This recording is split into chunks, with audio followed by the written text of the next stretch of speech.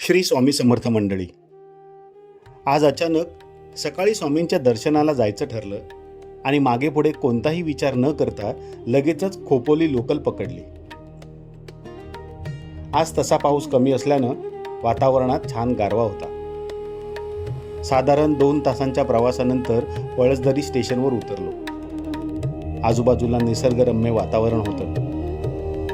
स्टेशनवरून चालत फक्त 10 मिनिटे इतक्या अंतरावर असलेला स्वामींचा मठ मला खुणावत होता. स्वामींच्या मठात जायला भक्तांची सोबत आजूबाजूला होतीच. जाताना वाटेत हा सुंदर असा ओढा आपल्याला लागतो. खळखळ पाण्याचा आवाज ऐकून खूप छान वाटलं.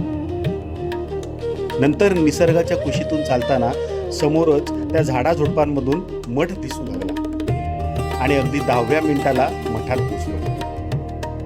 पावसाचे दिवस असल्याने आज बहुतेक गर्दी कमी वाटत होती. नंतर शांत, सुंदर अशा रम्य आणि भक्तिरसाने भरलेल्या अशा मठात प्रवेश झाला आणि सर्व मन बदलून गेलं.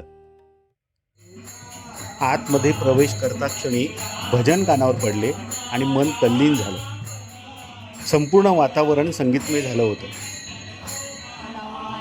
भजन करता करता रांग पुढे सरकत गेली आणि स्वामींचं दर्शन झालं. आता गर्दी बऱ्यापैकी कमी झाली होती. मग आम्ही पुन्हा आत येऊन ध्यान करायला बसलो. आजूबाजूला सर्वजण भक्तीमध्ये तल्लीन होऊन स्वामींची प्रार्थना करत होते. मनसोक्त दर्शन झाल्यावर नंतर आम्ही शेजारीच असलेल्या महाप्रसादाचा आस्वाद घेऊन पुन्हा घराकडे मार्गस्थ झालो.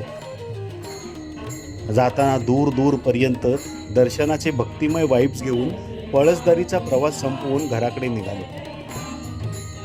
स्वामी समर्थांचा सहवास लाभलेला पळसदरी इथल्या मठात एकदा नक्की भेट द्या आणि आपला अनुभव इथे शेअर करा. श्री स्वामी समर्थ.